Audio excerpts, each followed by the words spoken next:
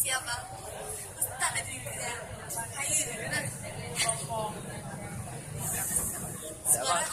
Assalamualaikum warahmatullahi wabarakatuh.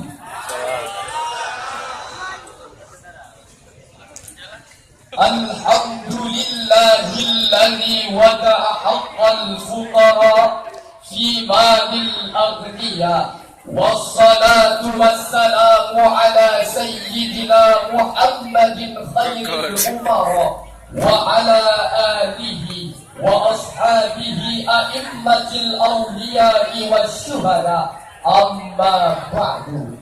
Dewan Hakim hadirin masyarakat Aceh yang kami muliakan, kita bangga menjadi masyarakat Aceh, bumi rencong yang memiliki kekayaan alam yang melimpah ruah. Areal persawahan saja di Aceh mencapai 310.000 hektar dengan penghasilan sekitar 2 sampai 3 juta ton gabah kering per tahun. Demikian yang dilansir oleh acehportal.com.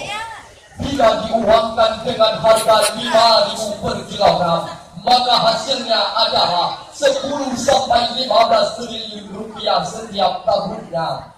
Itu baru zakat padi hadirin. Belum lagi sarang walet, perkebunan sawit, karet, coklat, dan lain sebagainya. Belum lagi hasil industri, gaji pegawai negeri di berbagai instansi, gaji guru sertifikasi dan non-sertifikasi, penghasilan konsultan, penghasilan kontraktor, dan masih banyak kekayaan lainnya.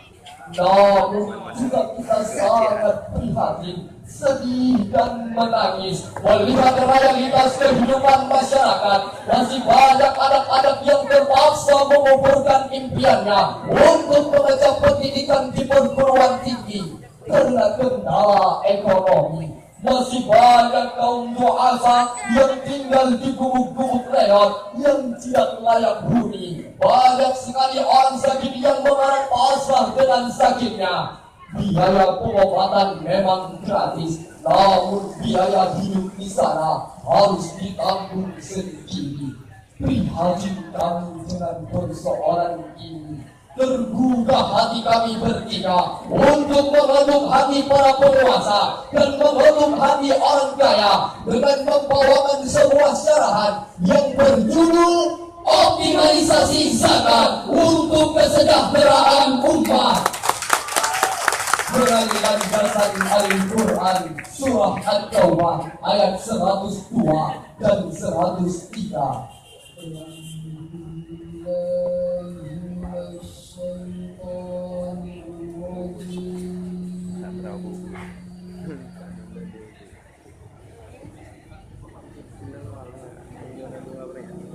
Jalan dua nanti nak ke provinsi ya.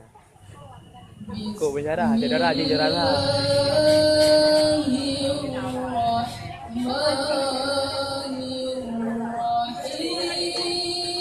Memang lebih dari lawah.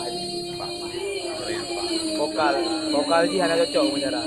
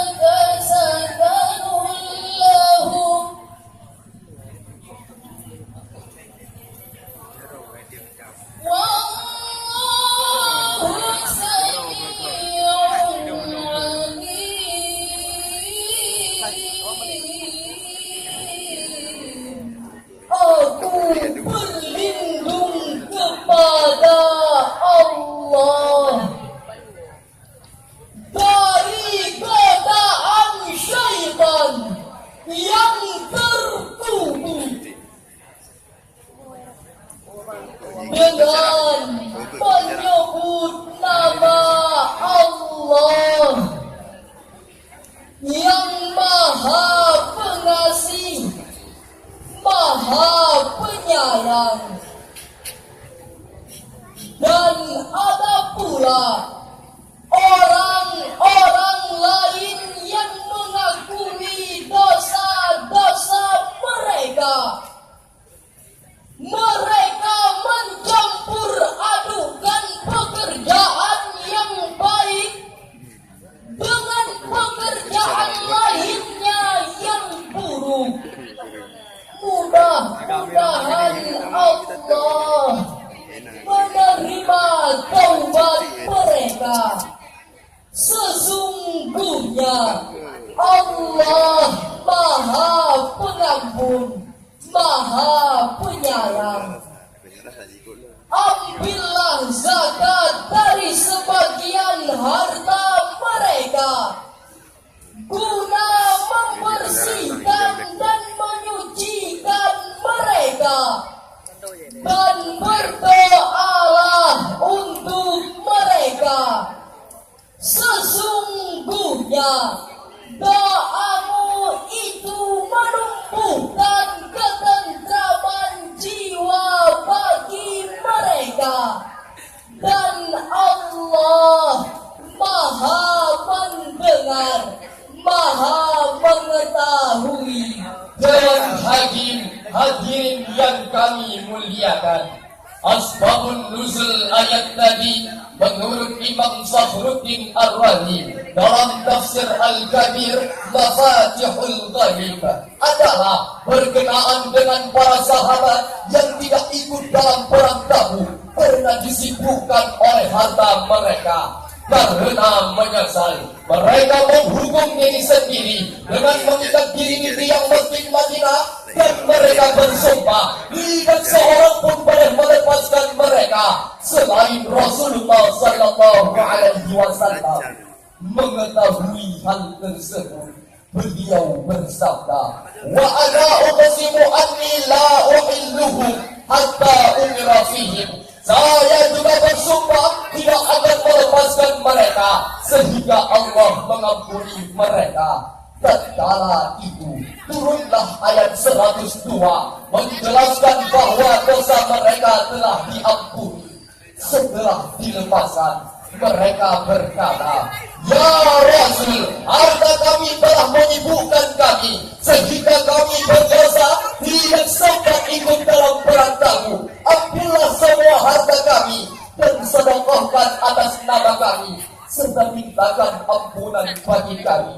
Rasul pun menjawab, ma umirtu an akhudha min amwalikum syai'a. Saya tidak diperintahkan oleh Allah untuk mengambil sedikit pun dari harta kalian.